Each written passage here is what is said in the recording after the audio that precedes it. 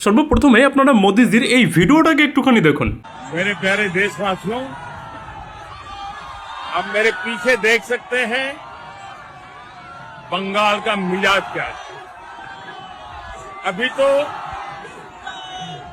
11 साढ़े 11 बजे और मेरी ये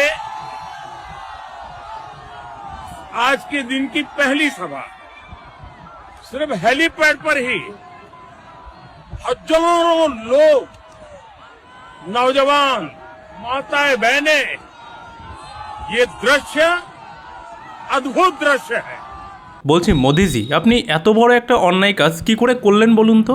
যে আপনি যে ভিডিও বানিয়ে সামান্য আপনার সভা নয়, সামান্য হেলিপ্যাডের পাশেই যে হাজার হাজার মানুষের যে ভিড় আপনি আপনার দিদিকে দেখিয়ে দিলেন, আপনার দিদির যে এবার রাতে ঘুম আসবে না সেই দিকের কথা আপনি একবারও ভাবলেন না? লজ্জা লজ্জা লজ্জা।